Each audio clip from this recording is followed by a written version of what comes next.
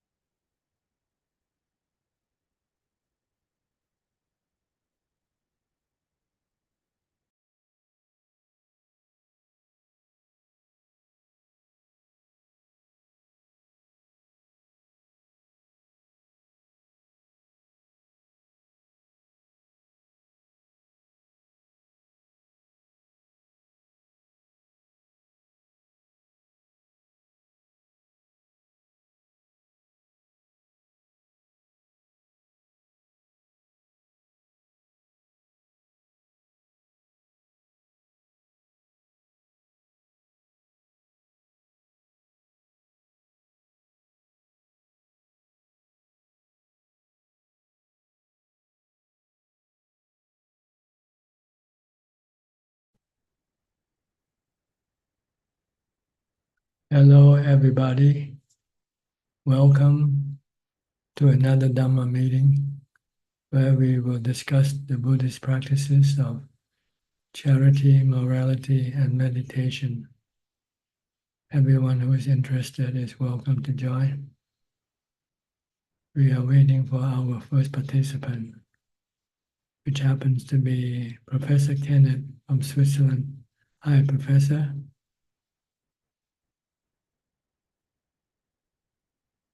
Good afternoon, Ajaan. How are you? I'm fine, thank you. Started teaching again yesterday, Actually, but I have no questions at the moment, Ajaan, so okay. please carry on. Thank you.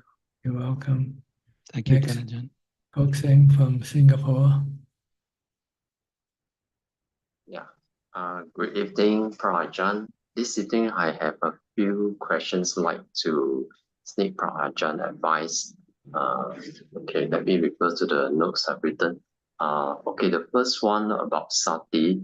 Lord Buddha has last few days when I was meditating, this analogy comes to my mind. So I just want to make sure that I understand this teaching by Lord Buddha very clearly.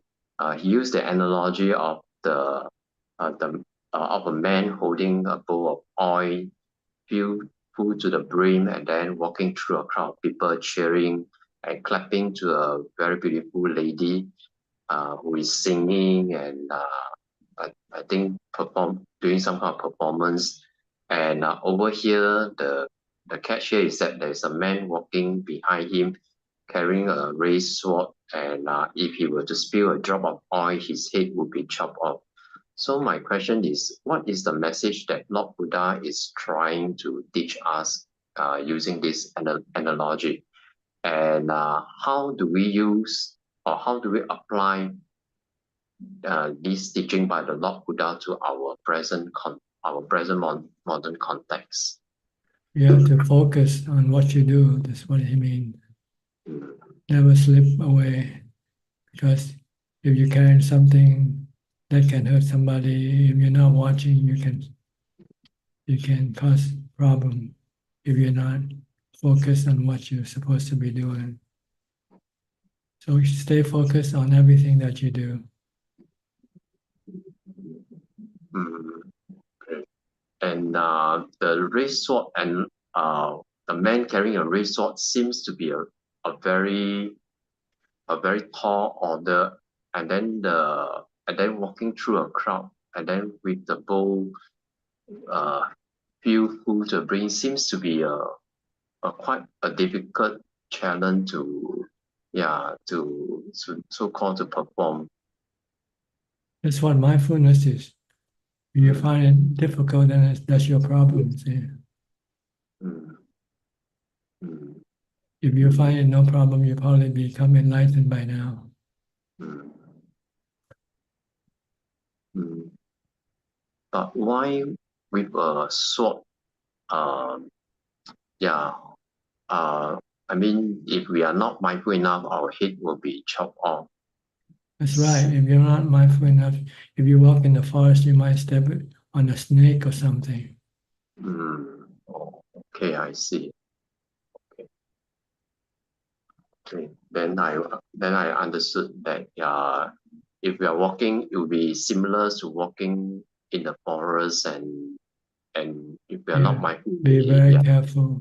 What it means is to be very careful with every step, with every movement of your body. Okay. Okay. Then my second question is about sila. Okay, for regarding the first precept, no killing, my main challenge is still my experience with ants during the cooking process in the kitchen. So I would so sometimes before I start putting the chopping board on the preparation area, I was I will tell the ants quickly leave the sink area, quickly leave the stove area, quickly leave the preparation area because it's dangerous for your own safety. Leave now. So I'm saying this something like a disclaimer to make myself feel better in case if I accidentally uh,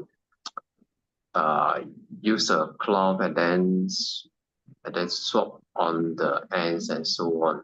So I'm just thinking whether this kind of uh, so-called decoration to the ends, does it actually helps? Help what? Help to lessen the karma? Uh, it, okay, because I try my best when for example, let's say before I put down chopping board and the ants is on the way, I will try to blow them away. And then sometimes I will use paper to scoop up the ants and so on. Um, but I think the main challenge will be when I'm using the tablecloth.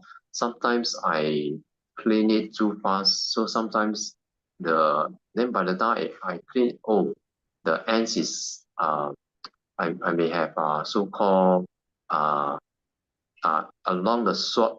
I also soak up the ants also with the tablecloth, with the kitchen cloth.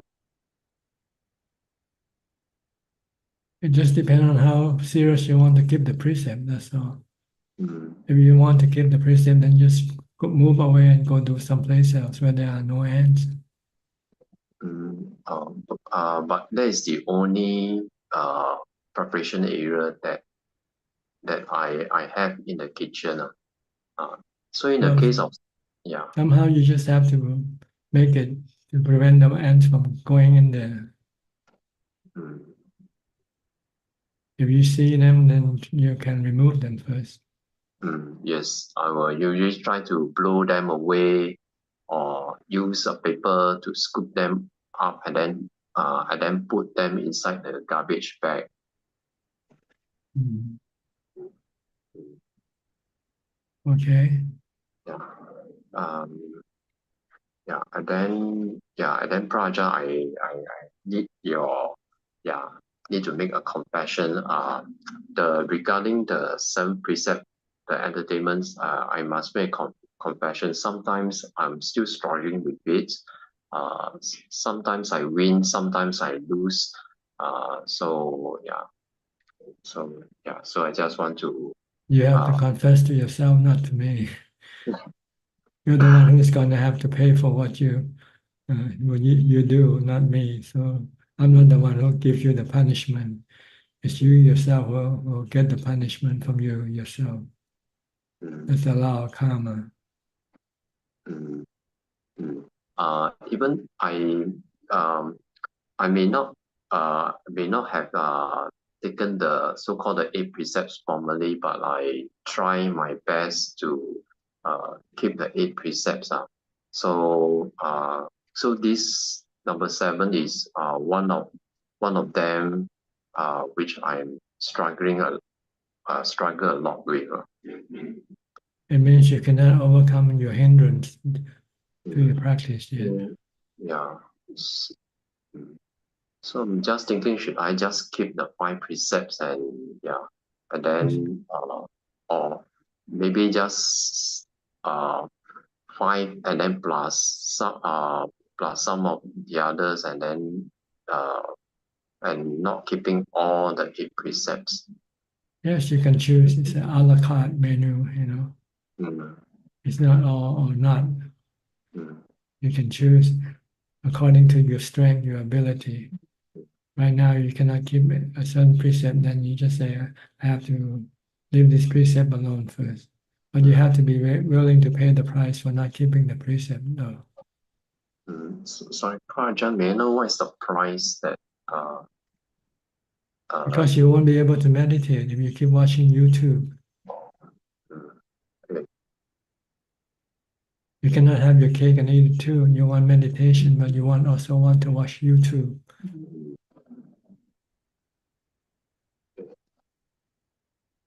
Mm, Okay, yeah, I understand now. Yes. Yeah, thank you, Ajaan. you're welcome. Next, Alvin from Malaysia. Namaskar, Ajaan. I don't have any question, but my daughter has got a few questions. I'll just let her ask, Ajaan. Is that okay? Sure, go ahead. Okay, thanks. It's Megan here. Hi, good evening, Ajaan. Ajaan, can you see you? Okay. No question. Okay. Good evening. Good How evening, are Ajaan. you? What's I your just name? I'm What's good. your I'm name? Megan. I'm Megan. Okay. Megan. And like I have a few questions because one of them is like because I usually do overthink a lot and like I have a lot of fears because of like fears like I'm scared of a lot of things and like what do you think that I can like do to face? You have to figure out what is causing you to be afraid of. What are you afraid of? You have to know the answer first before you can overcome your fear. But like sometimes I'm like scared of things, but like I'm no reason. Like I'm just scared of them. Well, if you cannot know the reason, then how can you overcome your fear? Like I do fear of animals a lot, You're, and you're afraid of animals. yeah, and spirits and many things like Have phobia, you like a ever lot. have you ever seen any spirit before? No, Okay, so it's just in your imagination. yeah, just scared. Just tell them there's no spirit that will come and haunt you or cause you any danger. Yeah, because The real spirit, they mind their own business. They have their own karma to attend to. thank you, Ajahn. So there's no need to be afraid of any spirit. Thank you, Okay. thank you, Ajahn. What else? Nothing else. That's all for today. All right. Thank you. All right. You're welcome. Thanks, Ajaan. Thank you. Okay. Next, we'll go to Marco from the Netherlands. Hi, Mark. Hi, John. What can I do for you today? Many questions again, Ajahn. Go ahead. So first of all, there was a situation at work where in the past I used to be very friendly to my colleagues and very bubbly, chatty, and I've stopped doing that because it's basically not my mindset anymore at this point in time. And funny enough, the other day a colleague came to me and was asking, "What's wrong? Why are you not happy? Why are you so stressed?" And funny enough, I actually don't feel stressed now. I actually feel quite peaceful. So I thought it was interesting to see that people perceive you in one way while you're actually feeling another. And I'm realizing that's actually how the defilement illusion works. That you see one thing, but it doesn't necessarily have to mean that that's the case. And I was surprised by that. But I'm wondering, is it normal to feel like that? Because I don't watch TV anymore. I don't watch any news anymore. I don't listen to music, and I'm not missing it at all. I'm starting to feel better. My meditation is going better. My walking meditation is going better. I feel more dispassion towards the rest. Well, it's normal for you, but it's abnormal to other people because they haven't had the same experience that you are having. For them, they have to have this sensual pleasure bombardment. and now you suddenly you don't need the sensual pleasure to keep you happy. So people are just wondering what happened to you. You can just tell them the truth that now you're happier being alone.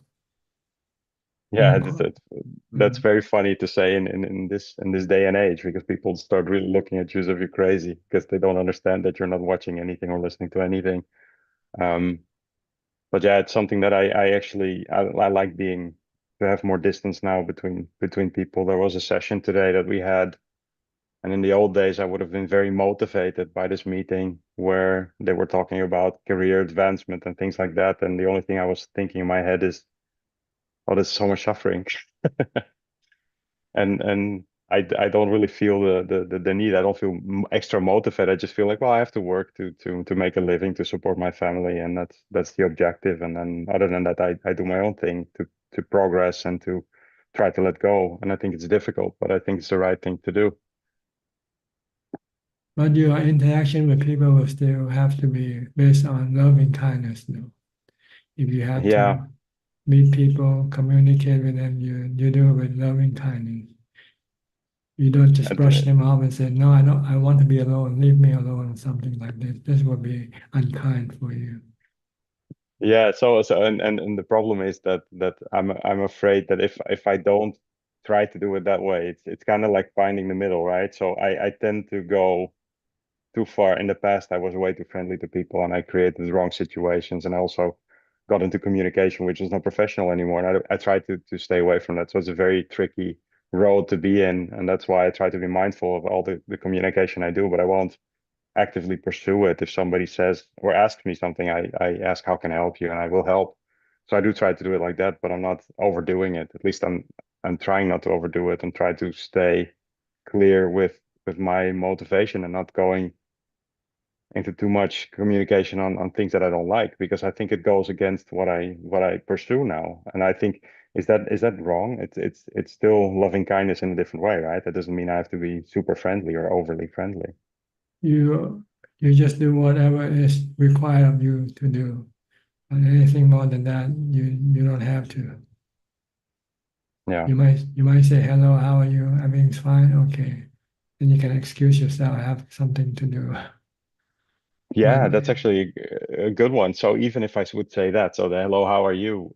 I'm noticing that now because I'm seriously focusing on the fourth precept, that I'm struggling to actually get in that conversation because I don't want to be honest. Well, how do you feel? Well, actually, my feet hurt because I was doing so much walking meditation. So I don't want to say that. I don't want to, but at the same time, I don't want to be dishonest. So I kind of try to avoid the situation. well, you don't need to tell them everything. No, If that's you find true. that they find it, and then if they don't understand it, then it's better not to tell them, because you will have to explain to them, and the more you explain to them, the more they would not understand. It's Yeah, better just to just don't mention it. just superficial. Yeah. Yeah, there was a situation where a colleague of mine was explaining about a case of suicide somewhere close by, close relative, and I was observing and contemplating my thoughts towards that situation, and I was hearing that the person got very um was elderly already and was having difficulties with not being mobile, and I was realizing that that's what happens. You get old age, sickness, and death, and I also realized that when somebody takes their own life, that you see the people around that they actually blame that person for taking the person's own life, but it's not really loving kindness, right? Because you should feel sorry for the person also, because they're actually making things way worse by taking their own lives. Yes, because they lack the wisdom to see that killing, regardless of who you kill, is bad for you. Doesn't solve any problem.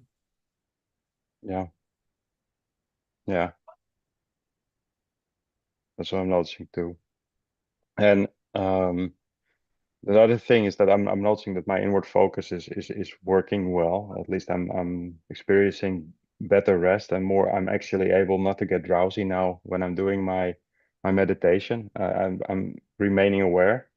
I do notice that I'm very I wouldn't like to say eager, but I'm getting good sensations while I'm doing the meditation. But at the same time, I'm trying to keep in mind, like, well, let's just focus on the breathing, go back to the breathing. We have suggestions on when you have the feeling that you get too eager to get those good sensations while meditating, to how to go get away from that, or Just at least ignore it. Just ignore it and just concentrate on your breathing. to stay at the Yeah. breath Think of it constantly. as a distraction. That's all. Just stay Yeah, focused on your breath only, regardless of whatever feeling or thoughts might come up. Don't entertain them. Don't try to react to them. Just remain focused on your meditation object only. yeah. Then Thank you, everything Ajahn. will then they will go away eventually. Yeah, I think that it's also that because I like the feeling that I'm getting, that I'm also, because I like it, maybe I don't like that feeling goes away too. But still, the focus on the breath is more important, because otherwise it's going to hold me back, right? It's not going to help me advance. That's right, because your focus on your breath will lead you to better feelings eventually. Yeah, Lead you to contentment, peace and contentment. yeah. Okay, So and yeah, anything so else? last week you were saying, like, well, it's better to do the 8 precepts always. So I've been contemplating that. So right now I'm doing 2 days at a time, the 8 precepts. Mhm. But I realized that I miss my wife too much to go for 8 precepts. So I'm working towards that. At this point in time, that's kind of difficult. Also, when I see my son, I want to give him a hug every now and then. When I do 8 precepts, I don't touch anybody, so I don't do it then. And I notice that then it's more difficult. But at the same time, there's this feeling inside that wants me to actually do follow the 8 precepts. So it's something that I'm working towards. And the other thing that I have is, I'm noticing that because I've had a lot of discussions with my wife about the way that I was in public and how I was having wandering eyes, etc., and doing the bad things towards her and not being actually coming up for her. I'm noticing that I'm also trying to stay away from situations in public where I have to come up for my wife, as sort of see, so kind of defend her honor, if you will. And how do I get rid of that fear of doing it wrong? I don't know if I can make it clear, but it's like I'm afraid that I will hurt my wife if I don't do it correctly, which leads me to try to avoid a situation because I don't want to do it wrong, because I'm so eager to do correct and do properly. Well, you just have to accept the consequence of your action, whatever you do. Sometimes you're damned if you do something, sometimes you're damned if you're not doing anything. So what can you do? It's just a choice between should you be damned by not doing or should you be damned by doing the wrong thing. So I take the beating from the tiger, basically. That's what it Yeah. boils down to if that happens. But Yeah, don't be afraid. Okay, so you learn your lesson this way. See, if you don't true. try it, then how would you know whether you do it right or not? Yeah, that's true. As That is long as true. you don't have any ill will toward anybody based on your No. action. You know, Mm, your action is not based on ill will. It's always good intention, goodwill. But sometimes yeah. goodwill can be be harmful or wrong when it's done improperly. Yeah. Yeah, that's true. So That's maybe true. sometimes just to leave people alone and don't react. Let things be. That's a very good Anatta, advice. everything is anatta, like the weather. It's gonna rain, let it rain. Don't try to stop the rain from raining. No, that's true. And if I look back at my old self, that I actually used anatta actually in the wrong sense, where I was saying, oh, it's not self, so it's not me doing it wrong, right? So, and that's wrong as Mhm. well. So I shouldn't use Mhm. anatta in the wrong way. Anatta is when you don't want to do any action. Then say, leave it to anatta. Yeah. Thank you, Ajahn.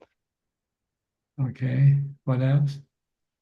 Um, well, so the other one is like, whenever there's a situation where you have a confrontation with harsh words, what's the best way to proceed besides the trying to remain quiet when that doesn't Yeah. work.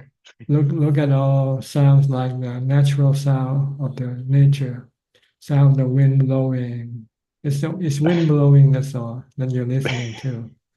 But you try to interpret the meaning behind the wind, the sound. I So I think I sometimes go understand what you mean. look at the raw truth. The raw truth is just wind blowing, sound wind blowing, that's all.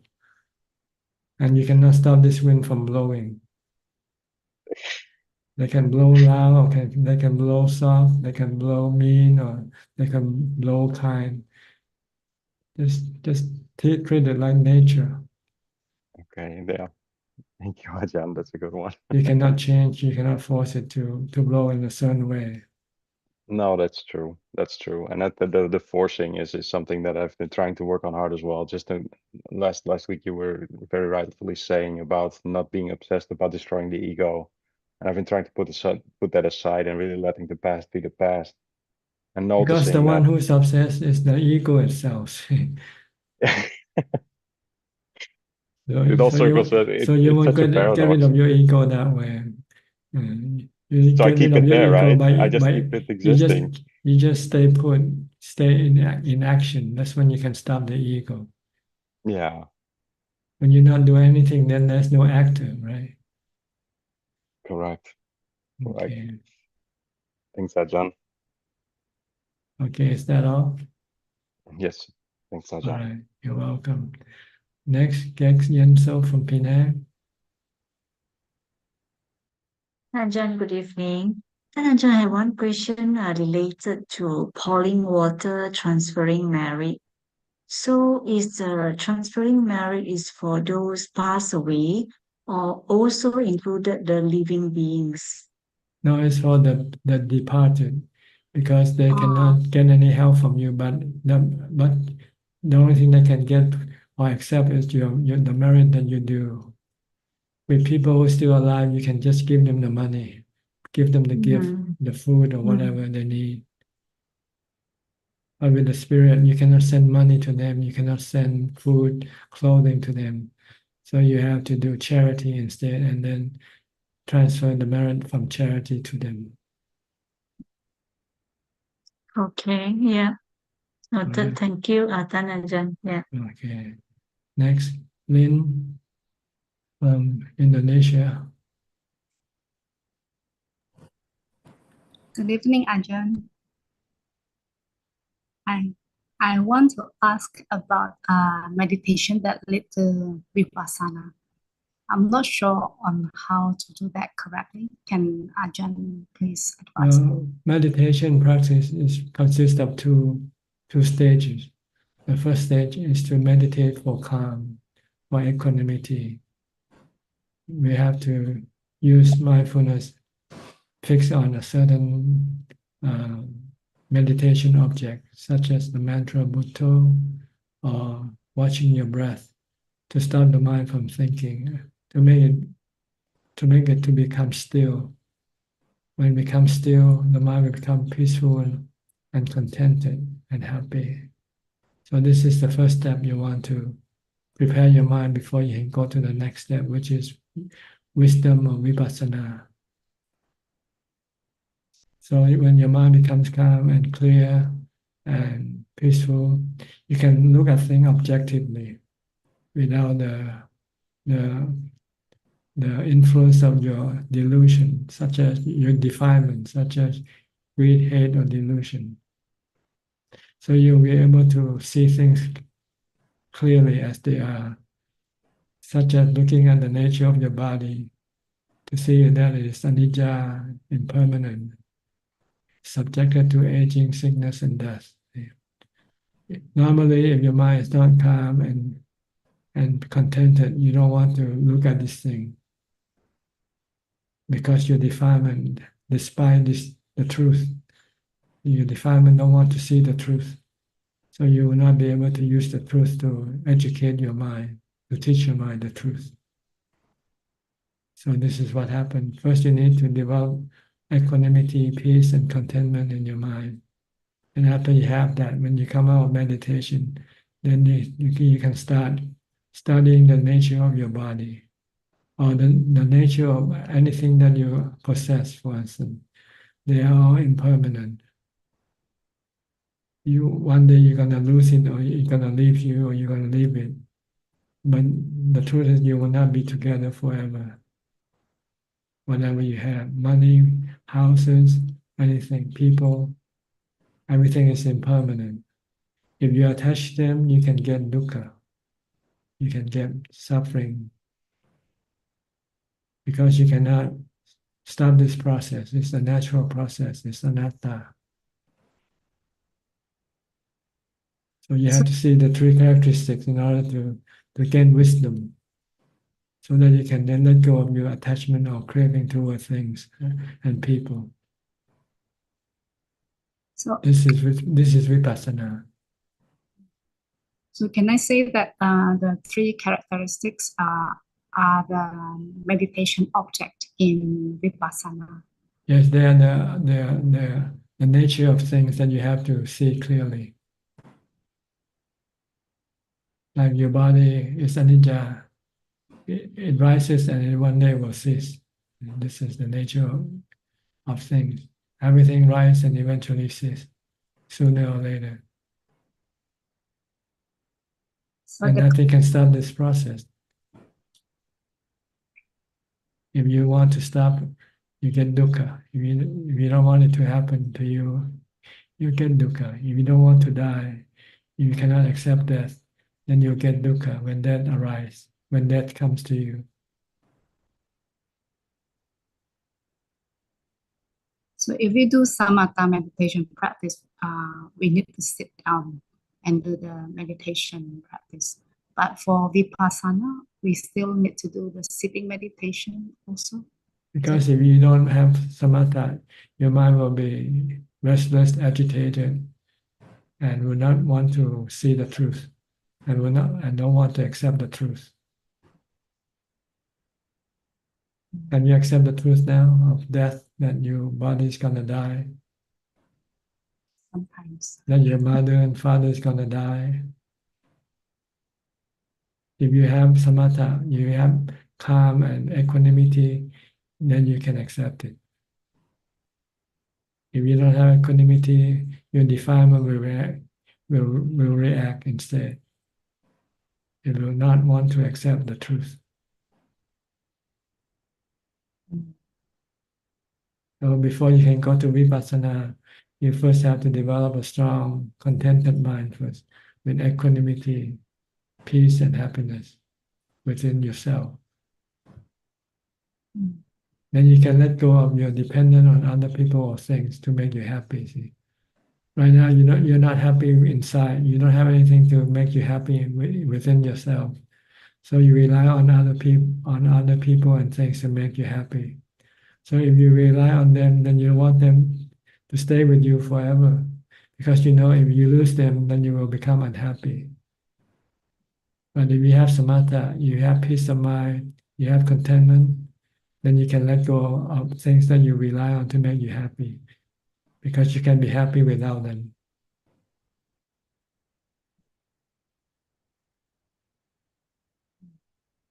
So you first have to develop a strong, peaceful, contented mind first.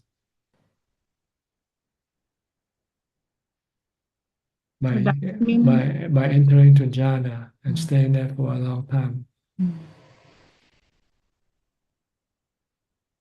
So does it mean it's the fourth jhana before we can do vipassana? Yeah, you have to have fourth jhana, and when you're in the fourth jhana, you cannot do anything. You're just resting. You're just charging your equanimity, so that your mind can remain calm and peaceful without reacting to anything, whether you gain or loss. Once you have that, then when you come out, then you can start looking at the thing. What are you gonna lose? Then when you start counting, you see everything. You're gonna lose everything, but that's okay, because you're ready to accept that, because you can exist without them if you have equanimity. But if you don't have equanimity, you'll be relying for other things to make you happy. So when you count them and say, "Oh, this I have to lose this," then you will not want to accept it. Because without it, then you cannot be happy. You will become sad. But then it's anatta. It's something that you cannot stop or prevent. It's a law of nature. Anatta means everything is under the law of nature.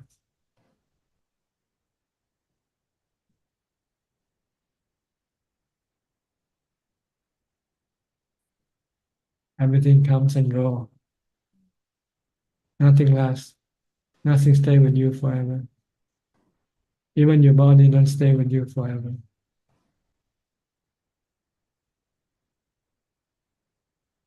Okay.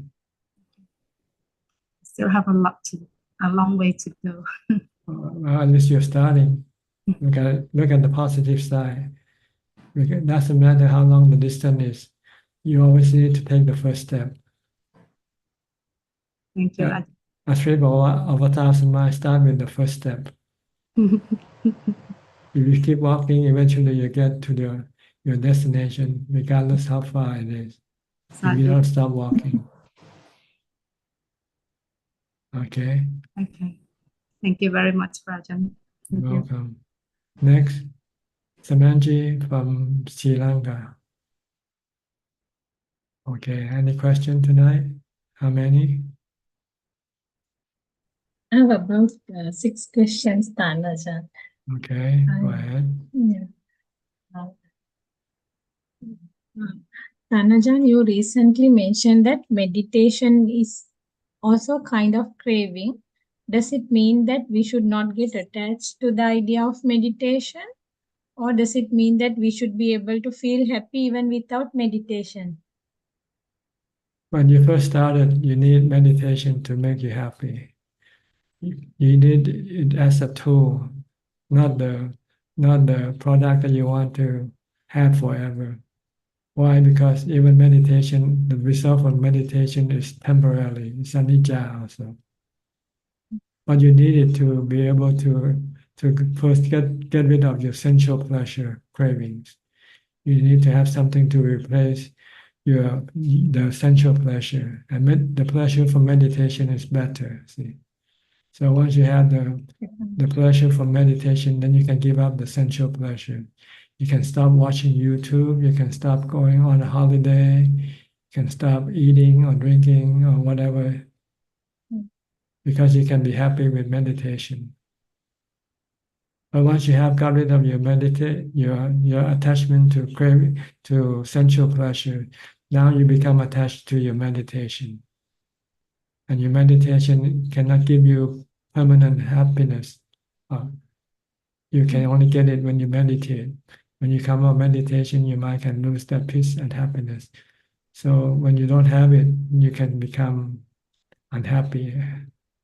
So the Buddha say, the only way to be happy is not to crave for anything, even for meditation, because it's the craving itself that makes you sad.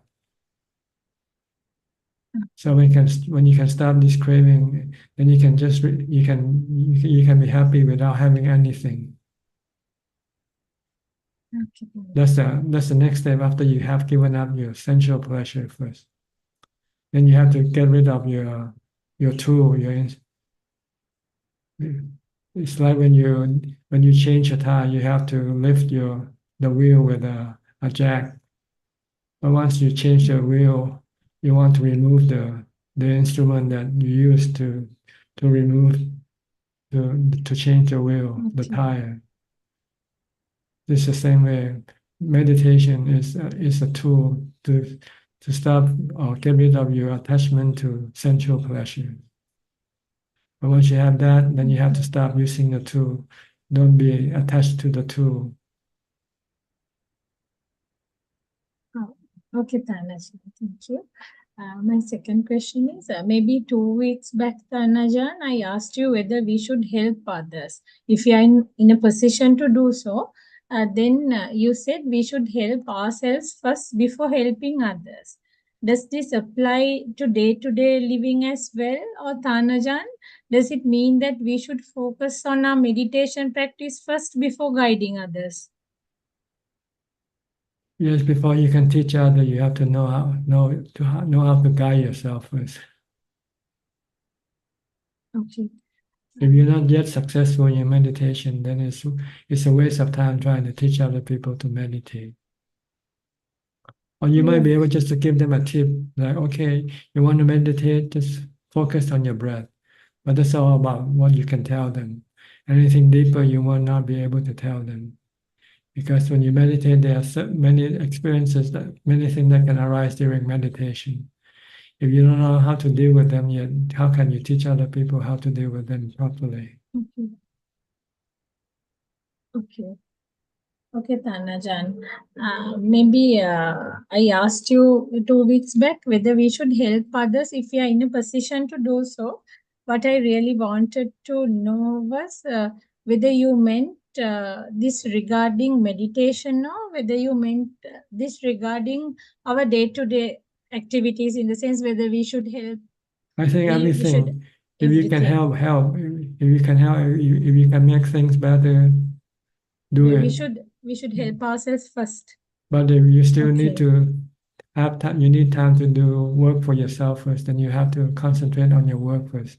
Like if you're going to Okay. college, you have to concentrate on going to classes, not Okay. concentrating on other activities, you know. Okay. And you're helping us. Okay, Tanaja.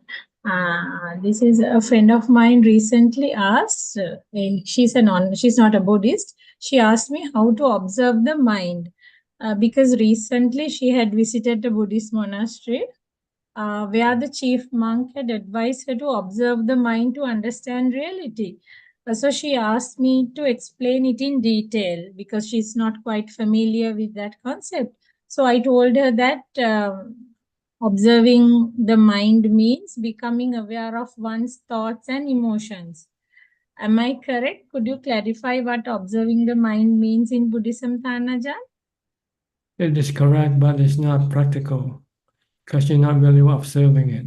You cannot yet have you don't have the tool to observe your mind yet. Okay. What you need is strong mindfulness. The mindfulness then can get you to stop the mind from thinking. Okay. Then you can get the mind to jhana. Then you have the tool to watch your mind after that. So the tool is mindfulness. Yes, mindfulness. Okay. You must be able to stop your mind first before you can watch your mind. If you cannot Okay. stop your mind, you don't know what is your mind anyway. Okay. So I should tell her as well. Meditate, mindfulness, practice mindfulness first. First, no? Be Yeah. mindful all day long from the time she gets up to the time she goes to sleep. Okay. Then only we'll be, yeah. Stay focused on the body activity.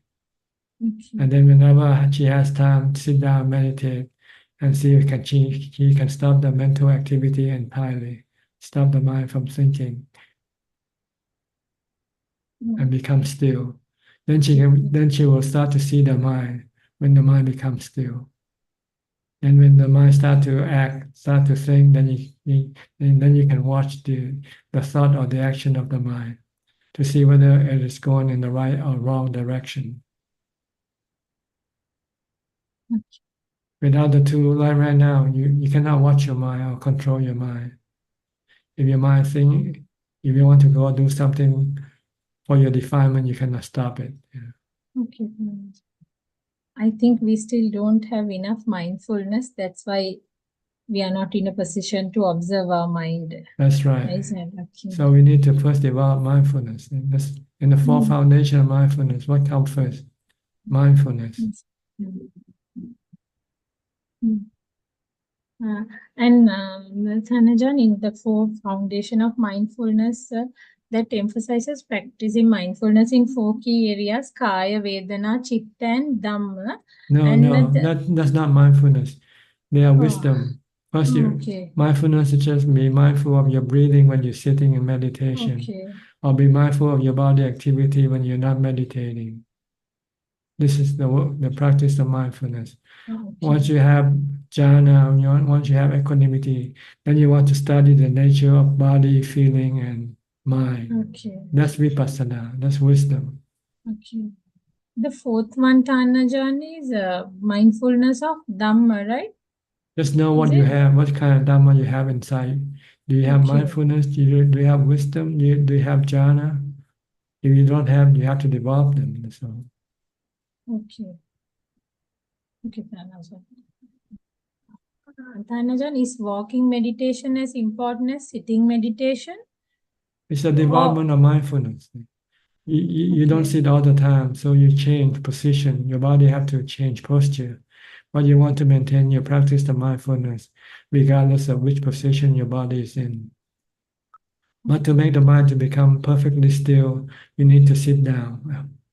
Because if your body is moving, it means your mind is still active. Because it's the mind that tells the body what to do. But if you want the mind to be inactive, to stop, then you have to put the body, sit down, put the body down, and not using the body to do anything. Then you can then still your mind. Otherwise, you will not be able to still your mind with other posture or when the body is still moving around. Okay, Tanajan. My next question is, Tanajan, how should a Buddhist layperson behave in society? Should he remain socially friendly as usual rather than trying to stay aloof in a detached manner? A Well, Buddhist layperson. it depends on which level of practice you're in. If you're on the first level, you just Okay. keep the 5 precepts and do charity regularly, and then you can have practice loving kindness or Brahma Vihara to whoever you come into contact with. Okay. But if you want to go higher, then you have to have a different. Like if you want to keep the 8 precepts, then you might have to segregate yourself from other people and go stay Okay. in the monastery, like go on a retreat, meditation retreat. Okay. But at any stage, you have to maintain your maintain compassion and loving kindness. Yes, if you have to Whether deal with we are people, if you have to okay deal with with other people. people. Okay. Okay, Tanajan. Now, my next question is, given the law of karma, butchers in this birth are likely to be reborn as animals and get killed in their next birth, given the law of karma. If you break the precept of killing, yes, you will I mean, have to pay the. butchers in this, yes. Whoever does it doesn't matter. If you Okay. do it with intention, then it's breaking the precept. But if you Okay. accidentally kill somebody without any intention, this is not breaking the precept. It's considered an accident. Yeah. So butchers are doing it on a daily basis, so they are more likely to Yeah, be you have reborn as an intention. Yeah, okay. because you're behaving like animals. Animal kill for survival, right? So you're a human being and you kill for your survival. So you're similar to being an animal. So when you die, you'll probably be born as an animal. Okay.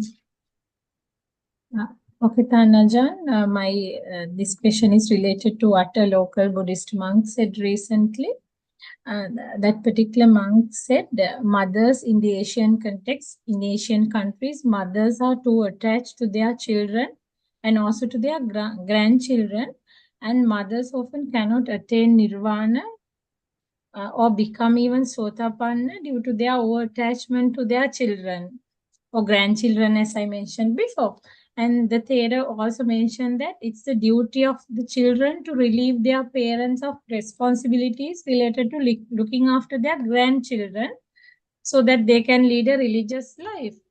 My question is, Tanajan, are children depriving their parents of their right to a religious life by making use of them to look after their grandchildren? Because this happens very often in Asian countries. I don't think you can generalize this because different people have different, what you call attachment, or defilement. So it's more in the defilement of each individual. how much they attach to people and things. If they're not attached, then they can do something that those who are attached to cannot do. Look at those in the Buddha's time. Buddha was living in India. There were so many women who became enlightened, became bhikkhuni. You have bhikkhuni in Sri Lanka before. Yeah. So it's not what you generalize. It's more Yeah. But when they're yeah. depend on the defilement of each individual, how much defilement they have or they don't have. The less defilement, then the more likely they can become ordained or practice meditation, become enlightened. And also, is it okay to make use of their mothers to look after their children also, to look after Well, grandchildren? it depends. It's just a mutual thing. If the mother wants to do it, okay. If she doesn't want to do it, then don't That's impose fine. on it, because it's your duty to look after your own children, right? Okay. Okay, Tanajan, do I have the time? Can I ask one Go more ahead, question? plenty. Tanajan, now you said my understanding of this foundation of mindfulness is not quite correct. Could you explain a little bit more? What I said was the 4 foundations are Kaya, Vedana, Chitta, and Dhamma. And you said I have got it wrong. Could you? Yeah, because the foundation of mindfulness is the mindfulness of the body and breathing. But the Kaya other is thing, breathing. yeah, the other thing is more of the study the nature of the body, feeling, and mind. And they are anicca, dukkha, anatta. This is vipassana. This is another level, but they all contained in this sutta. And so when they use the word foundation, the mindfulness, they thought everything is about mindfulness. No, it's not. First, you need to develop mindfulness, and you do this with the body. When with the posture of the body, the activity of the body, you be mindful of that. Then you can get wisdom, you can get mindfulness. And then when you meditate, you sit down, meditate, you use the breath as your object of your meditation until you can enter into jhana. Once you have jhana, you have a strong mind to study the nature of the body first. Study anicca, the body is subjected to aging, sickness, and death. The body is made of the 4 elements. There's no self in the body, for instance. This is study the nature of the body. Study the anicca, dukkha, anatta nature of the body. And once you finish with this, then you go to the vedana, the feeling. And when you finish with the feeling, then you go to the nature of the mind. Okay, these are all wisdom, not mindfulness. This is the wisdom to see the true nature of the body, feeling, and the mind as being impermanent, as being subjected to suffering if you are attached to it, as being anatta, having no self in them. Okay. Thank you so All much. right? Yeah, that's all for today, Tanajan. Okay. Nice talking to you. Nice talking to you too. Yeah, wish you good health and everything. Yeah, thank you for your question. I think it can be useful for a lot of other people. Yeah, thank you, sir. You will put it on your article. Yes, Okay. I just shared it with your admin, this month's article. Okay. Yeah. Do you have any feedback from the readers? Yes, that's one of the questions I asked you. Actually, she's following my interviews with you, and I told you about a non-Buddhist who asked me about the experience at a monastery. That's why I actually asked her to join your Zoom session as well. Don't know. I didn't see her today, but maybe in the future she will join. Yeah. Okay. All right. Yeah. So do you have good feedback from your Yes. articles? Yeah. Any bad feedback also? No, actually. No, I once asked about this 4th jhana. One reader said you don't need the 4th jhana to achieve arhathood. It's not just a negative feedback. He just asked me. I think maybe 2-3 weeks back I asked you that question. Therefore, you said the 4th jhana is a must to reach arhathood. Yes, you need samma samadhi. Yes, yeah. One of the 8 factors of enlightenment. Yes, Tanajan, yeah. Okay, good. Thank you so much, You're Ajaan. welcome. Nice. See you again next week, maybe. Yeah, Okay, next, sure, Scott. I do. Scott, how are you? Where have you been all this time? Can you hear me? Yes, Ajaan, lovely to see you. It's been very, very long. It's a story in itself. I intend to see you in the next couple of weeks too. I've been in a lot of physical pain in the last 6, 7 months. I've required surgery. I've got cervical spondylosis, chronic osteoarthritis. I've had lots of physical injuries in my life, and it was payback. And basically, it all came back. I've meditated to the best of my ability. I couldn't come along on Saturdays and Sundays for the reason being is it wasn't so much I couldn't even be still if I couldn't even stay still. I was in so much pain I couldn't even stay still. I'm coming out the other side of it now. Health is good, but what I did is something I spoke to you about last year about something else. Someone said to me, "Is this the worst pain you've ever been in?" And I went, "No, it's the worst pain I've been in right now." Because the worst pain I've been in before is only a memory. I've had other injuries in the past, and the thing is, like they're only now a memory. They're almost nostalgic. Um, I can remember the pain I was in, but it's not the same as being in pain. The pain I was in at the time over the last few months was the worst pain I was in now. Now I'm in no pain, so I'm pain free. I went down a medical route. I did everything I've been shown by people like your good self, and I even done the herbal remedies. I did the ice baths, I did the breath work, I did the meditation. And one day I just screamed and went, "Get me a doctor." And I went to hospital and I found out that basically I had a problem with a shoulder, neck, I had pinched nerves, locked nerves, tennis elbow, basically. And work was done, medication was provided, which I struggled around because I felt very compromised taking medication. I don't like feeling altered state unless it's of a spiritual nature.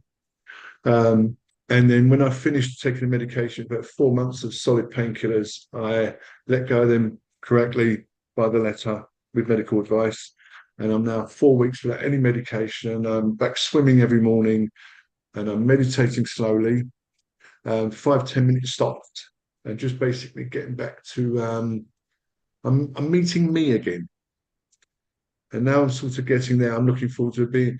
My question to you after this little story I've just given you is when you've been in pain, or if you know people in your particular area who've been in acute pain, how do you continue with what you do when the pain is right now? Like, how do you persist, continue with everything when it's overbearing too much, incessant? Well, first of all, you want to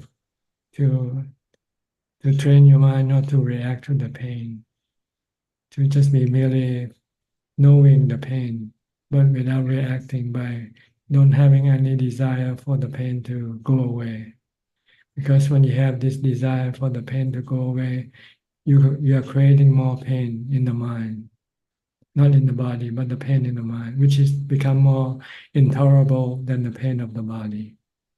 So once if you can deal with the mental pain, then you will be able to deal with the physical pain. By looking at the truth, if you can do something with it, do it. If you cannot do it, then you just have to rest and just wait for the pain to subside before you can do anything. It's just using common sense. Common sense isn't always very common. Yeah. If you cannot do it, then why bother trying to do it, right? As I said, I used every thing that I've learned over the last however many years until I came to a point of like, it just needed medical intervention. Once I had a doctor on board, before I even did anything, I relaxed because I felt in good, comfortable, safe hands, if that makes sense. Before I even did anything, the fact I was now being seen by someone in the profession made me go and breathe. Because I felt I was like a corkscrew. I was taught. I don't quite understand your question here. You're saying basically the fact is I sit with the pain. I came to a place where I couldn't because I'd gone so far. I was overwhelmed with the mental pain, more so than the physical, that it almost needed something outside of me to bring me back, I namely see. a medical profession. I didn't actually need medication, but just knowing a medical professional was there made it all easier, calmer, bring it all back down again. Yes, by reducing your physical pain can also bring your mind back to normality also. but it's not the real fix. Because when the physical pain come back again, then your mind can go Yes. crazy again. Yes. So the way to deal with your mind, you need to use mindfulness and meditation to calm your mind, to teach it to accept the pain of the body. And the goal is not to get rid of the pain of the body, because we cannot do that. The pain of the body is natural thing that come and go. So you just have to teach the mind to to learn to accept it when it comes, and try to live with it without having any mental pain arising. Because I think my struggle is all my pain comes from an instance 30 years ago where I fell out of a fourth floor window. I broke I broke both my shoulders, I broke my ribs, I've got a knee replacement, I've got a prosthetic hip. My shoulder popped out and I ended up with a scaffold pole went into my chest. I had a stroke, I was in a coma for 20 days, and I've had like 27 surgeries since to repair me from that one instance. I'm fully fit and flowing, but the thing, when it gets me, the first place I go is I beat myself up for that circumstance that happened so long ago, and like I deserve this karma and all that sort of stuff, which is not the truth, but that's where my head goes. And that's when I think my pain exacerbates and gets worse still, because this was all avoidable if I hadn't done that one thing, which anyone could fall out of a window. In that particular instance, I did. Don't recommend it. I really don't recommend it. But I'm here to tell the tale. So that's what it brings up in me. Every time I get an injury that's linked to do that, I instantly go to I caused this. So that's very selfish of me. I'm aware of that too. But my head goes with the pain. Yes, with the practice of meditation, you can decouple your mental pain from your physical pain. You can just leave the physical pain alone and stop your mental pain. And then if you don't have any mental pain, you'll find the physical pain bearable. Thank you. I'm a work in progress. Okay. So meditation is not the purpose of getting rid of the physical pain. You cannot. No. But it can get rid of the mental pain. I look forward to seeing you very, very soon. Watch out. Thank you. Okay, see you soon. Bye-bye. Next, Diana from Canada. Are you ready to ask any question right now? I'm listening. And okay, don't have any question yet? Not yet. Okay. Everything you're saying is it's sinking in. I'm soaking it up. Okay, good. Apply in your practice. Apply when you have pain. Yes, I was thinking about my migraines and how attached I am on the physical sense. I was observing them, and they did just lift. So that was interesting because I didn't think that they would. But yes, everything is very, very good what you are guiding today. Thank you so much. Okay, you're welcome. Next, call from California. Hello, Ajaan. No questions today, just listening. Thank you so much. Okay. Al Sosim from Malaysia. Good evening, Tan Ajaan. Yes. What can I do for you? Before I join the Zoom meeting, I usually do the Anapanasati. I follow the breath from the nostril to the abdomen. So after listening to Tan Ajaan's teachings, now I focus on the tip of my nostril. I feel it's better and get the summary faster. That's right, because the mind doesn't have to do as much work like before. Then when I sit, the thinking stops. Then the mind becomes still. Then when into one partners, then the mind rests. Is it correct? Rest. Yes, you have contentment. You feel full. You don't feel you need anything or want anything. I rest for a long time nowadays, because yeah. I follow the right method. That's right. You want to train your mind to be contented, not desiring for anything. to make you happy. Mhm. You can be happy without anything. That's the goal of meditation practice. This afternoon, I felt unease. Then I went to meditate. Then after meditation, I feel so peace and calm. And calm, peace and calm. Then I was surprised that meditation really works. Your uneasiness came from your craving or desire for something. Yeah, because my son has gastric problem and I'm a bit worried over it. That's why I feel unease. Okay. If you know how to use wisdom, you might not need to meditate. Just accept the truth of your son that he's sick, he's gonna be sick. There's nothing you can do anything about. Because then you can stop your desire for him to get well. Yes, his work stress caused him to have gastric. Then his gastric problem cannot solve because of his work stress. That's why that's difficult to settle. Okay. Okay. Thank you, Tanjan. You're welcome. Next, Aparajita from Dubai.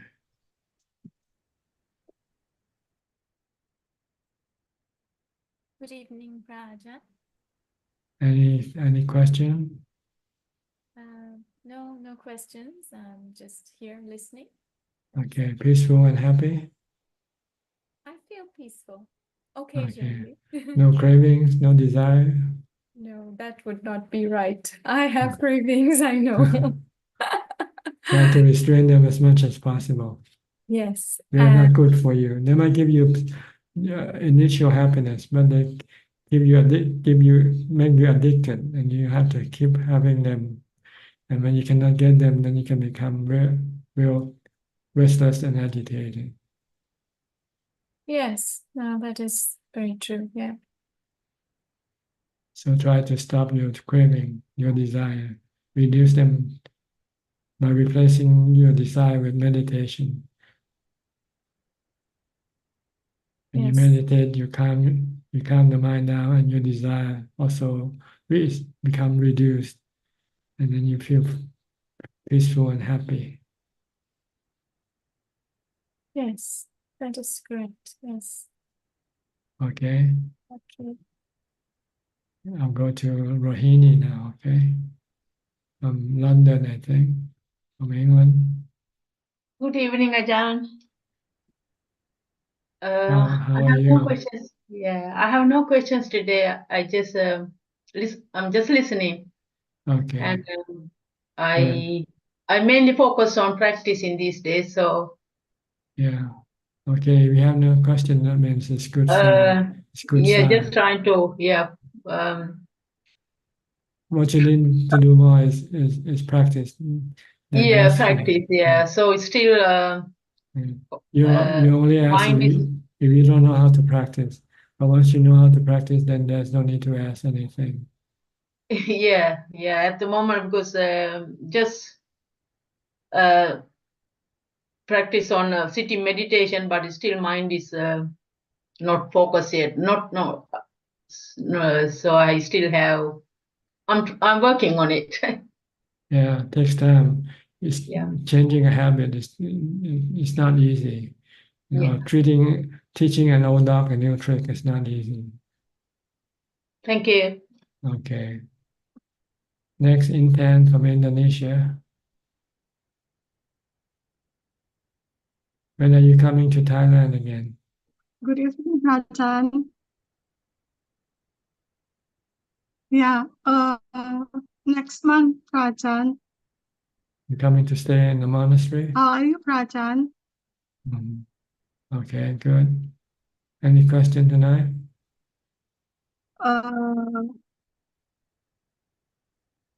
Yes. Ajaan, I want to ask about my precept. If I meet my friends in live seafood restaurant, but I'm not ordered the menu. If I eat the food, it means I break the precept. Which precept you break?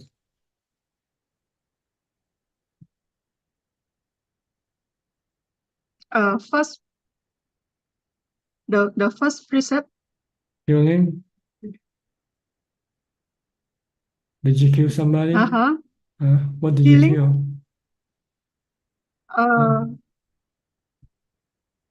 Who did you If kill? I know the restaurant is live seafood, but uh-huh. Well, if you know it's live seafood and you tell the waiter that you want a fish, then you know if you know that they're gonna get the live fish and kill it for you, then this is breaking the precept.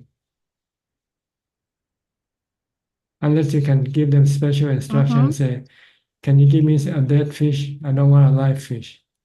Don't kill for me. Do you have a fish that is already dead or not? Okay. So more better. I Better order some vegetable uh-huh. instead. So Order some better I salad. advise to my friends if want to eat together, more better choose another restaurant, not live seafood. That's right. If you want to avoid risking breaking the first precept.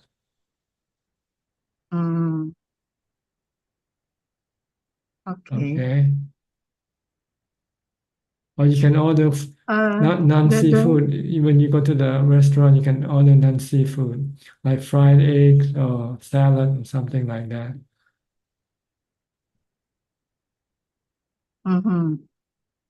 Okay.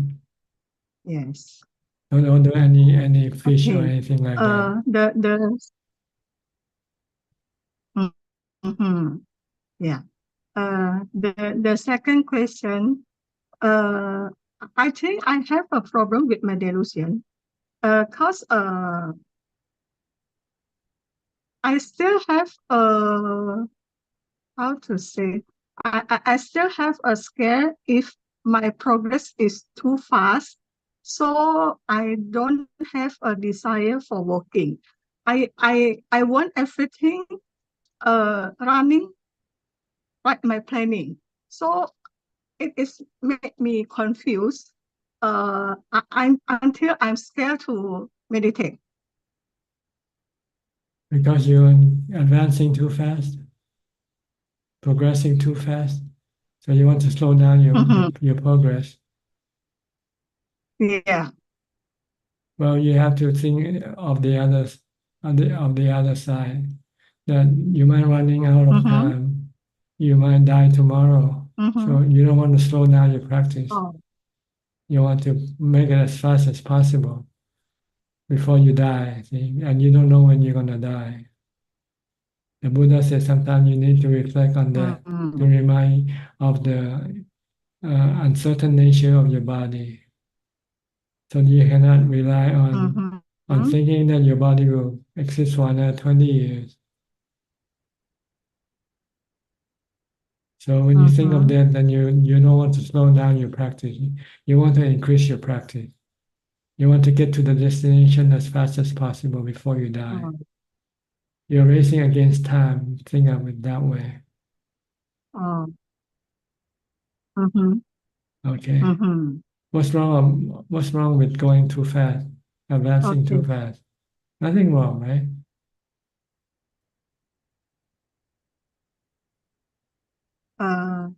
Yes.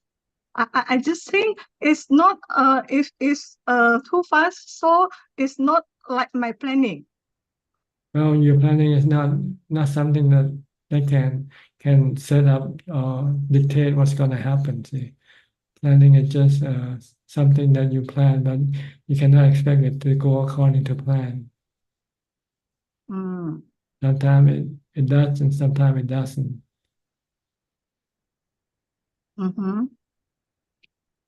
So you have to look at the reality. You have to look at the truth, the actual thing. If the actual thing is going good for you, then okay, don't worry about your planning. So actually, I must to maybe it's grateful your if defilement. my It's your defilement that doesn't want you to go fast because it doesn't want you to go become a matchy. Your defilement still wants you to live as you are and enjoy sensual pleasure. For sensual pleasure, I think is no. Because now if I go outside, I just to meet my client or my team just for walking, or take my mom to eat. For another time, I'm not go meet my friend or just I cut I can say I cut 90%. So you have to ask yourself what you're afraid of advancing too fast. I think the problem is I still have development. I want balancing between my job and my meditation. I still have attachment. One have one be how to say have achievement, have a achievement like before. Okay, you still attached to the worldly possession. Yeah, I still have attachment. I want to be achieve everything in my job. Yeah, but whatever you achieve, one day you're gonna lose it all anyway, right? Yes. So why achieve anything at all? It's a waste of time. So just wasting my time. Yeah, why try to go after something that you have to give it back eventually? Mm. Why don't you go and do after something that you can take with you after you die? And that's the spiritual progress that you can take it with you when you die. But the physical worldly achievement, you cannot take anything with you when you die. Okay. Okay. So I need to change my mind. Yes, So you have to convince yourself that nothing is better as good as your spiritual advancement. So Prajan, when we meditate, so for the first target is every time meditate and can enter samadhi. Yes. What is your question? Oh, I ask, for every time when meditate, our target is can enter the samadhi. So you can enter into samadhi. What is your question? I'm not sure what is your question is. I mean, when meditate, I must to have a target for every time meditate, must to enter the samadhi. Well, that's what you want to do. When you meditate, you want to be successful in your meditation. But it doesn't mean that you'll get it. It depends on your mindfulness. Sometimes you get it, sometimes you don't get it. Yeah. So if you don't get it, don't be disappointed. Just tell yourself that your mindfulness is not strong enough. So you need to be more mindful next time. Okay.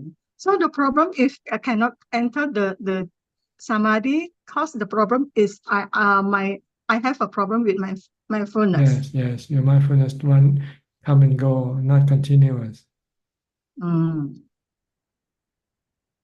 And another question, why sometimes when walking meditation, when I walk, I think like my body is very how to say, like when I walking, but I cannot realize my body.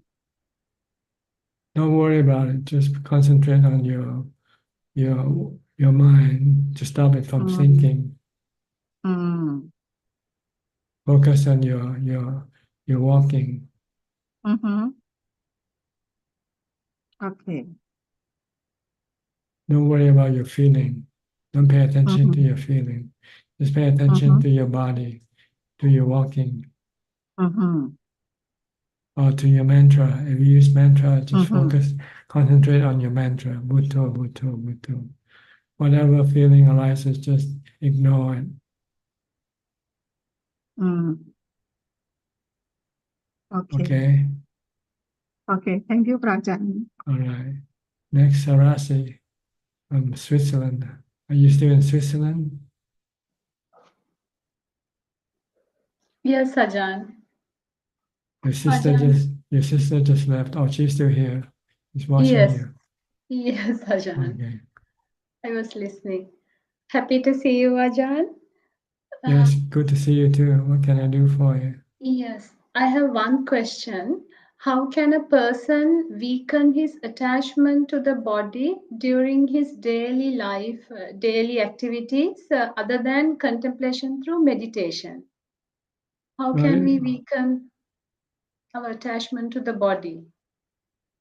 By letting the body be. If it's gonna get sick, let it get sick. If it's gonna, if it's painful, leave it alone. Don't try to do anything to it. Mhm. When we do some sort of like cooking or reading or whatever, do we have to always think that this body is it's not permanent, it's I am going to lose the body, or I mean like feelings like that, or thoughts? You can choose the time to contemplate. See, if you have to do working, then you concentrate on what you do on your work. Don't worry about the body contemplation. Body contemplation is only like studying the nature of your body to remind yourself to not be attached to your body.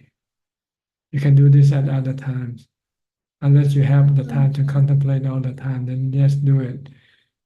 You want to contemplate to the point where you don't forget that your body is impermanent, that you're going to have to lose your body one day, sooner or later. And once you can let go of your attachment, then you don't need to do any more contemplation. Contemplation is to remind you to let go of your attachment to your body. Mhm. It's only through contemplation, meditative contemplation, we have to do the impermanence of the body. Yes, the three characteristic nature of the body. It is a natural process, the body. It's a process of the four elements. We cannot interfere with this process of birth, aging, sickness, and death. But you also need the practice of meditation to be able for your mind to be able to let go of your attachment. Without the practice of meditation, your mind will still be strongly attached, regardless of how much contemplation you may do. So you need both practices. Practice of meditation to get your mind to calm, to equanimity. And then when you're not meditating, if you have time to remind yourself, just keep reminding that the body is anicca, anatta. It can cause you suffering if you become attached to it. If you don't have to have any suffering, then you just have to let the body be. Let it be. Let it get old, get sick, or die.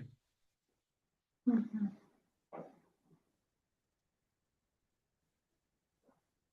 So you can do this until you can convince your mind to let go.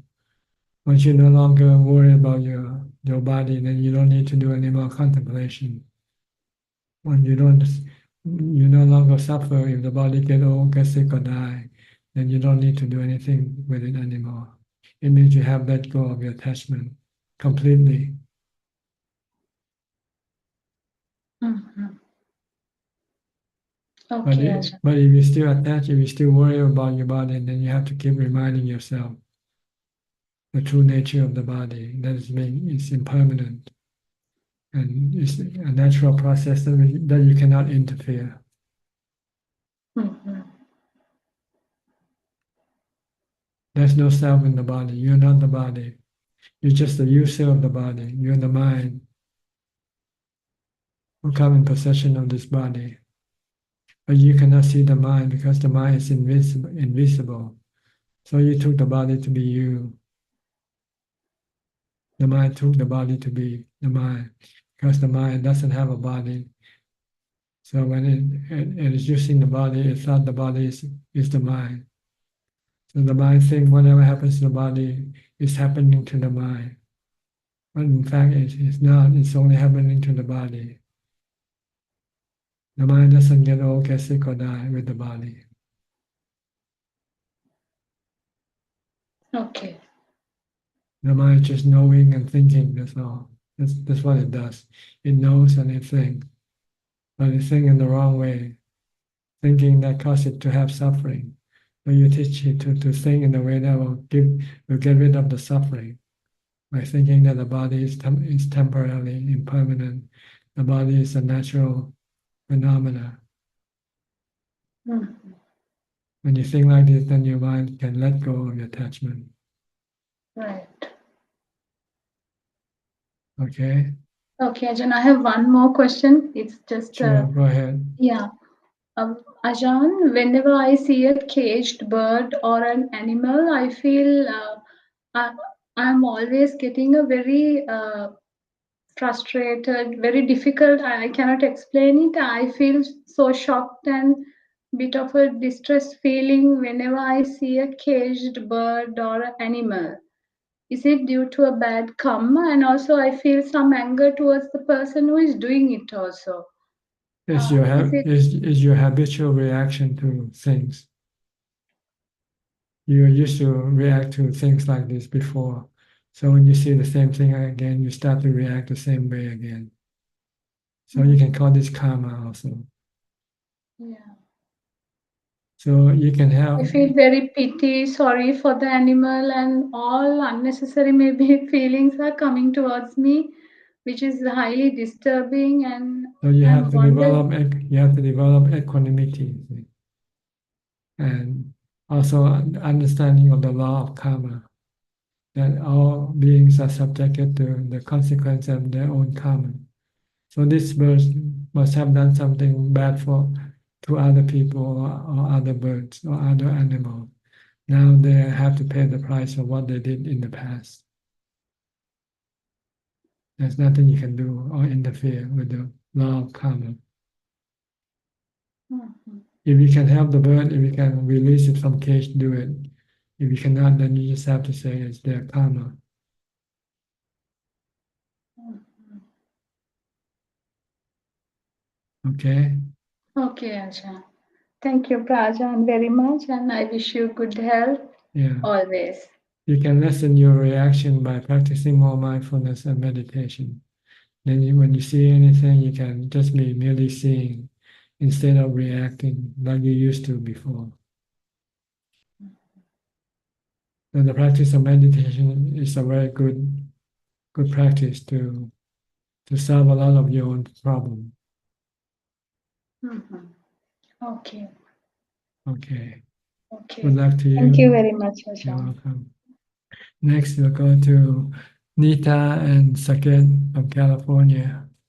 Hi, how are you both? Good evening, Ajaan. Very nice. Thank you so much for the question answers. They've been wonderful. I have no question, but I think Sanket has. I have two questions, Ajaan. One, I was wondering, sometimes I wake up at an odd hour at night, like maybe 3 a.m. or something like that. And I'm not sure if I should just get up or if I should go back to sleep. And like, I've set an alarm for 5 a.m., for example. So how to figure out if it's a good idea to wake up or I should sleep 8 hours or something like that? Like, how can I make that decision? Well, if you're a meditator, you should be thankful when you wake up, because then you would have time to meditate. But if you're not a meditator and you feel you need to sleep so that you have strength to go to work, then you go back to sleep. But if you cannot go to sleep, then maybe you say, maybe this is the time for you to do some meditation instead. And Ajahn, is it better to sit up and meditate then, or like, okay, I'll lie down and meditate until I get sleep again? Like, what is that? It depends on what the result you want. If you want to go back to sleep, then you meditate while lying down. But if you want to meditate without going to sleep, then you have to sit up. Because lying down is a comfortable position, and you will more likely enter into sleep rather than enter into jhana. Okay. Yes, thank you, Ajahn. And I had one more question, Ajahn. This is from a friend. He wanted me to ask you this question. He was starting to date somebody, and then yesterday he thought that they'll be going out somewhere, and then suddenly the person told them that now they don't want to be with them anymore. Mm-hmm. So he sent me a message and said the question, how can I move on from an emotional romantic connection with someone who suddenly changed their mind about the relationship and didn't offer much closure? Well, there are several ways. If you can contemplate on a super, think of the person when she dies. Would you still want to date her or not if she dies today? Okay, when her body become a corpse, you probably don't want to date her anymore, right? You can look at reality and say, this is reality, this is the way it is. You just have to learn to accept reality rather than trying to cling on to your dream of having a good date, which is not real anymore. The reality is there's no date. You're left alone. So just accept the truth, then you will not feel bad. Or the other way you can look at it on the positive side. Maybe she's not fit for you. Maybe there's someone better waiting for you.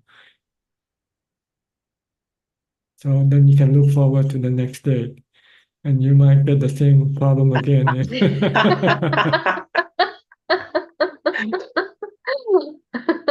Yeah, yeah. So the best thing is not to have any date. Then there won't be any disappointment. Become a monk like me. Okay. These are the solution for him to consider. Certainly, Ajahn Suchart. Thank you so much. Thank you, Prajna. Okay, you're welcome. Next, Nining from Indonesia. Yeah, good evening, Tanajan. Tanajan, in Wisdom, Develop Samadhi, in the recent YouTube channel, does it mean that we use the fourth foundation backward? Means that we use the contemplation of the Dhamma, and then contemplation of the mind, contemplation of the feeling, and then contemplation of the body? Or No. No. You use wisdom to solve your problem. When you meditate, your mind keeps thinking of the problem that you are involved with. Like you're gonna lose money, for instance, and you cannot focus on your breathing or on Buddha. So you have to tackle the problem. You want to lose money, but can you stop it from losing or not?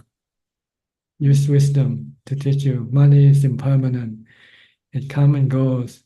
It's anatta. It's not always under your control. So if it's gonna go, it's gonna go, regardless of whether you want it to stay or not. Yeah. So once you see this, your mind can then let go of your attachment to the money and let it be.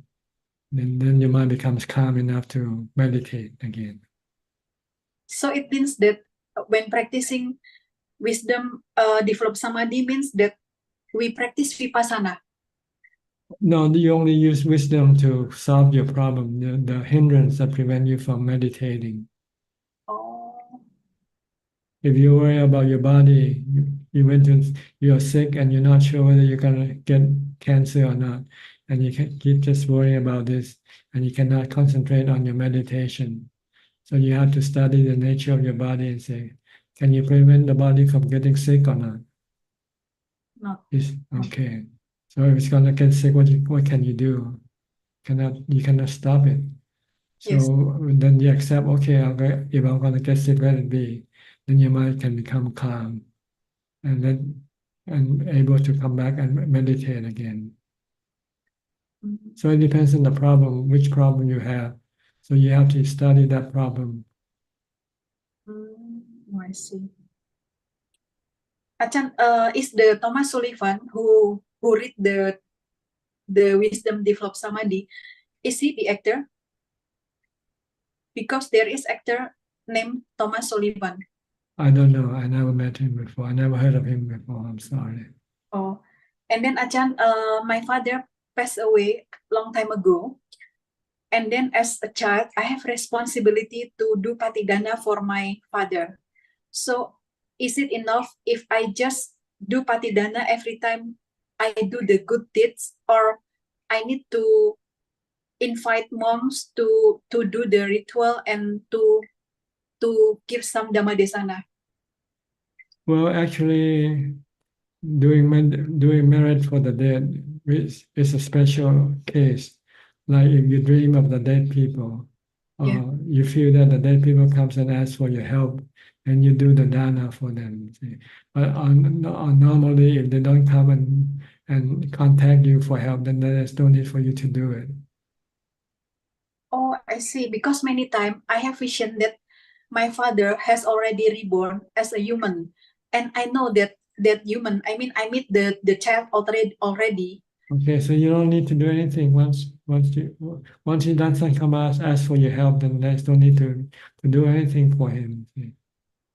Oh, because we have a tradition every year we do that kind of patidana in tradition.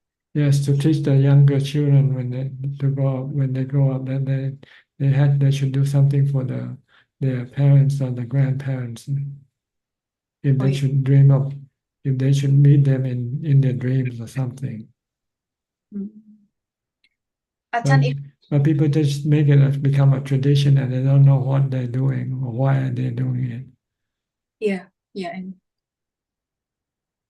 if I go to Wat Yang and I reach the monastery after the office close, can I still enter the monastery or not? Well, no one will no one will attend to your need. You can sleep in the sala you want, but they cannot show you the room. No one will tell you where to go. So it's better to go when it's working time for people. Don't go after working hours. But I think that chanting sala is closed, only open when we do chanting. Okay, don't go then. Just go when during working hours. If you go late, just go check in a hotel first and come back tomorrow. Yeah, and then Ajahn, if we find that somebody do the criminal, is it any responsibility for us to report to the legal officer or not? Is there a law that says that you have to report or not? There's no law that requires you to report to the police, right? When you see a crime. It's up to you. If you want to do your citizen duty, your good citizen duty, then you might want to report. But according to Dhamma, is it okay if we just leave them alone? There's nothing against not doing anything. Ubekha. You're practicing ubekha. Okay, I see. So it's so I'm not guilty if I just leave them alone and I practice upeka. Well, it's not your business, is it? Yeah. Okay. Okay, it's enough, Ajahn. Thank you. You're welcome. Christine Goe from Penang. Excuse me, I've turned off the mic.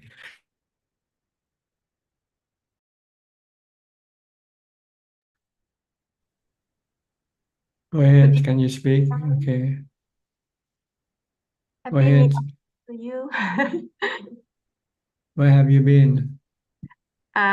Still in Penang, and we planning to pay visit to Thailand before ends of Vasa. Then next month I'll be travel to Thailand for many monastery. Okay, good. Yeah. You have any question tonight? Yes, Tanajan.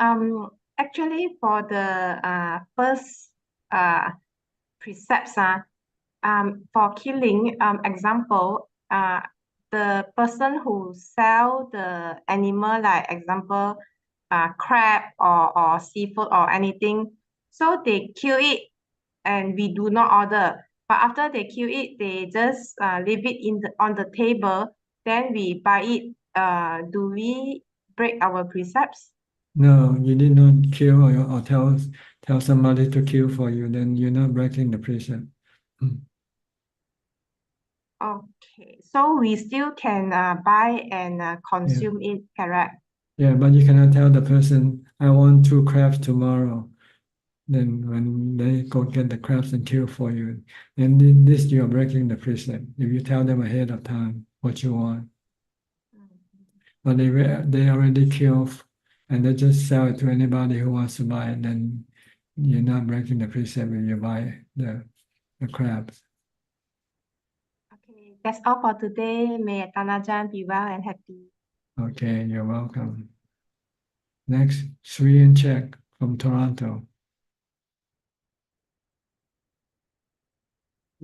Greetings, Tanajan. Greeting, Tajan. Good morning to you. Good, Yeah, good evening Yeah, to good you. evening to you. In Okay. Thailand.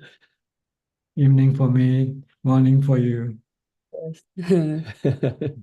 We're on the other side of the globe, on the opposite side of the globe. Opposite side of the globe. Yeah. Okay, what can I do for you? Yeah.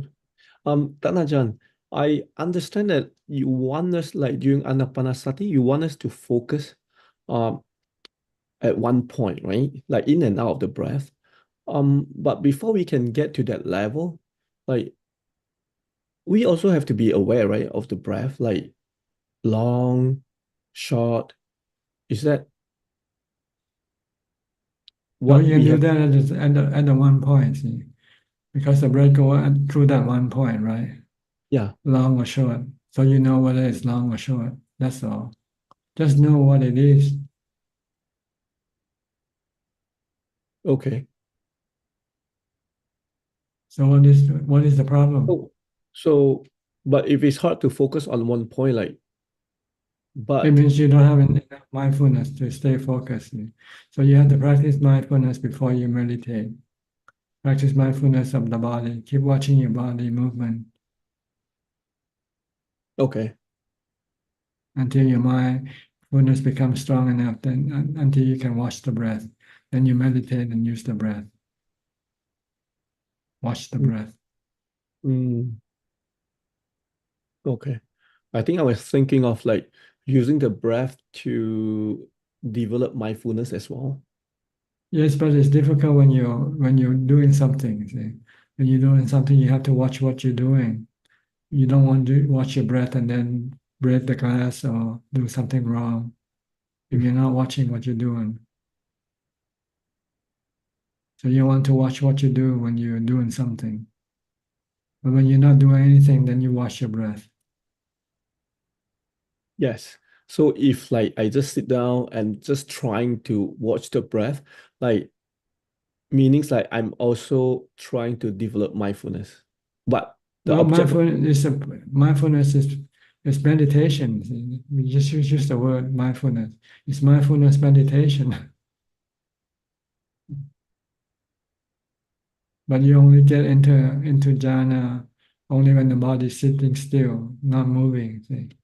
When the body is still moving, even if you're practicing meditation, mindfulness, you cannot get it to enter into jhana. That's only the difference. But the practice is the same, being mindful all the time. Mm. To still the mind, first need to still the body first. The body has to be still first. Because it's the mind that tells the body to move around. So the mind is still working. So you cannot stop the mind when it's still working. So you have to stop the mind from working first by putting the body in a sitting position, and the mind can leave the body alone. Then it doesn't have to do anything. Then you can use mindfulness to stop it from thinking. And when it stops thinking, it enters into jhana.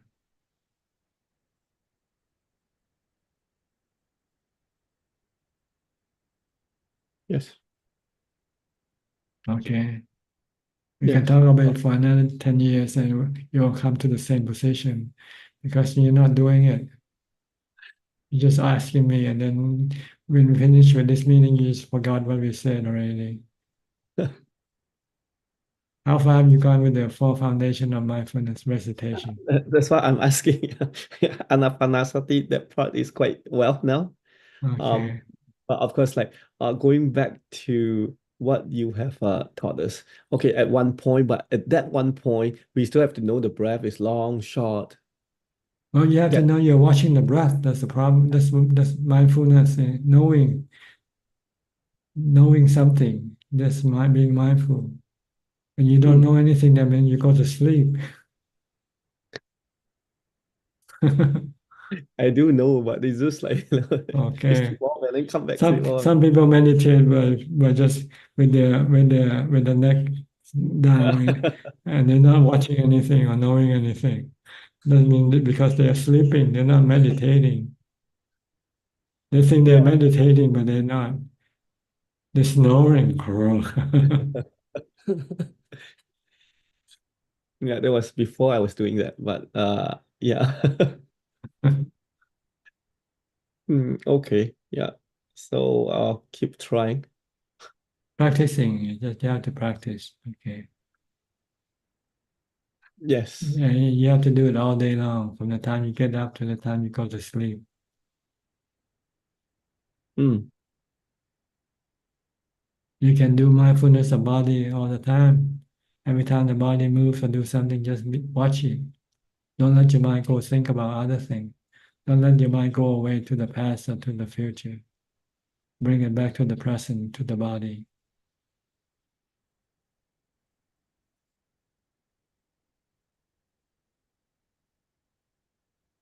Okay. Yes. Thank you, And Tara. check, do you have anything? What is a trance? Like when people go into trance, is that sleeping or what? Like is that considered sleeping?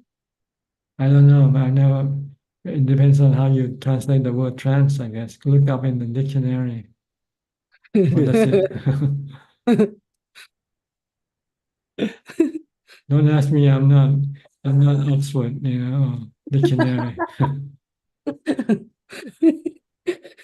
Ask Google. What does trance mean?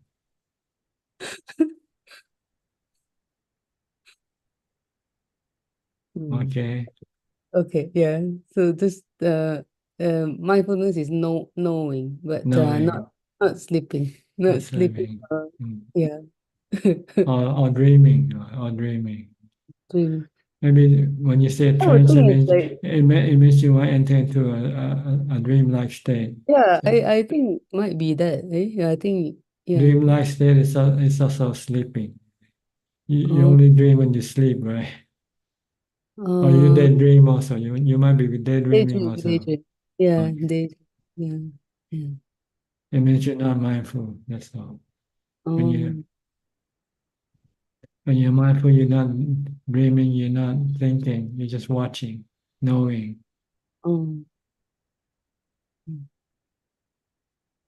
But sometimes our mind can fool us. Like the daydream can be real. Not sometime, all the time. The mind fool you all the time. Yeah. Who is to think that you are that there is a self in the body, there's a self in the mind.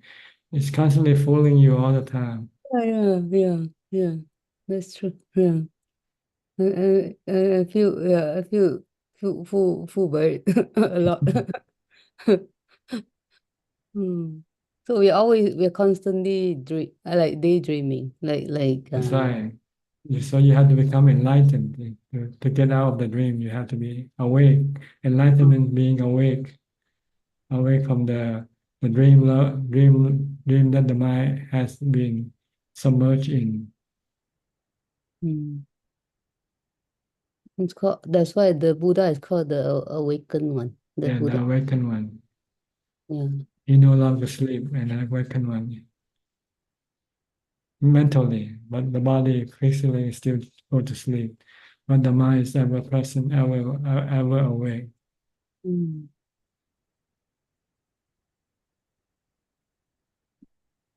Okay, anything else? Arahant also means awake. Arahant also mean awake. No, Arahant is the pure one, the pure mind. The mind without any defilement is an Arahant. It's another quality of an enlightened person.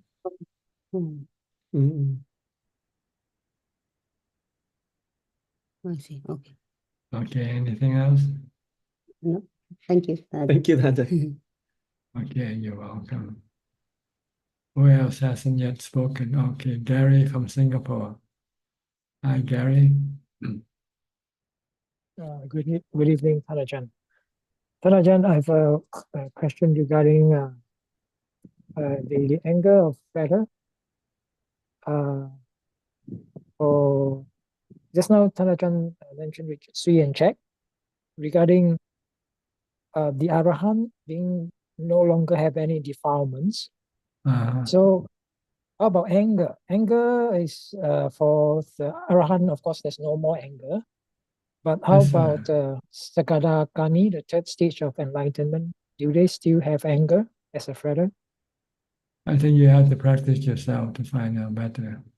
Okay. Okay, thank you, Tanajan. Okay. That's all I have for question tonight. Okay, you're welcome. Thank you. Well, we'll go to Kunjup now for more questions. Do you have any question, Kunjup? กราบนมัสการค่ะ We have one question and it is from Facebook. The question is from Pauline Soon. Is it possible and realistic to share and accept merit in Buddhism because we can't see the result for both parties? Can Ajahn please explain more? Thank you. Share merit? Is it possible and realistic to share and accept merit in Buddhism because we can't see the result for both parties? You can only share merit that you make for the departed, the spiritual beings, but you cannot share among human beings. If you want to make fellow human being happy, you give them gift, give them money, give them food or clothing. But you cannot send gift or food or clothing for the departed. So you have to send them merit instead. Like you cannot send me cash directly, but you can send it to bank transfer, for instance. You cannot send it in the mail, send me cash, because I'm in a different country than you are in. So it might not be possible. But if I live next door to you, if you want to give me cash, you can just walk over and just give me the cash. So it's the same way with dead people. You cannot give them any happiness. So by giving them food or money or things, so you can only give them merit to make them happy instead. That is all, ka. Okay. Oh, Sulan, you just came in, huh? Sulan. Yeah, hello, Ajahn. Yeah, Yes. hope that you are well. Yeah. Yes, what can I do for you? I just want to share with Ajahn that yeah, your advice last week was very good, and I think it really helps me. Yes. What did I tell you? Oh, you said about like don't have expectations. Yeah. Yeah, then just be mindful. Yeah. Yes, just take things as they come, win or lose. doesn't matter really. If you don't expect them, then you won't be disappointed if you didn't get it. Yes, yes. So if you didn't expect anything, then you can take anything and be happy with whatever you get, even losing or winning. Yeah, yes. And I also realized that I noticed that when I think in this way, then my views also change. Like then yeah, my views of the person also change. Yeah. Then I realize it's quite dependent on my mood. Then like my views is anicca, my feelings are also anicca. Yes, everything is uncertain, never reliable. They keep changing. Then you cannot expect things to be like this or like that because it might not be what you expect it to be. Yeah. So it's better not to expect. Just let things come as they like. Rain or shine, just let it be, right? Let it happen. Yes. Come rain or shine. You cannot force the weather. But you cannot force people to do what you want them to do all the time. Okay. Then the only thing we can take care of is our own mind, right? Our mind, our own body. Try to do the best you can. Even then, you cannot always control them either. Sometimes they become uncontrollable. Also, can become uncontrollable. Like your body, it sometimes can get sick. Yes. And sometimes your mind can become restless or agitated or depressed. You just have to learn to deal with it, live with it, and knowing that they're just temporarily, they come and go. Everything come and go. Yes. Take the good time and take the bad time. The good time and bad time, right? Yeah, they come and go. Don't be attached to the good time because when you attach when they go, you become sad. Yeah. Don't have aversion for the bad time because if you do when they come, you feel bad also. Yeah. Okay. Just use equanimity. Just merely knowing. Okay. Equanimity. Just merely knowing. Knowing that things come and go, rise and cease, good and bad. Anicca, anatta, you cannot control them. Okay. Okay. Yeah. Understand? Understand. So it's knowing that everything is anicca, come and go, and it's not so much on like focusing on like knowing that I'm feeling this way, I'm feeling that way, I'm feeling bad. It's just accepting that it comes and goes. That's right. Then you don't have to do anything. But if you have expectation and your feeling to be like this and like that, when you don't get the feeling that you want, then you try to go after the good feeling. And when you cannot get the good feeling that you want, then you become even more miserable. Okay. I think I understand better now because I think in the past, I think I have the perception that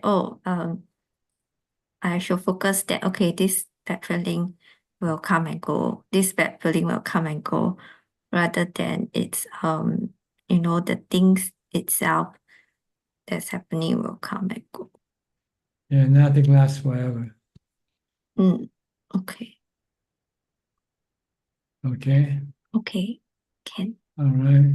Thank you, Alvin, did you come back to have any question or you just happen to just come back to listen? No, I'm talking to Alvin. And Ajaan, I just come back to listen. Got no question. Okay. Well, then that's about it for tonight. Okay. Thank you for your company, your participation. I hope this meeting is useful to you and can help you advance in your practice.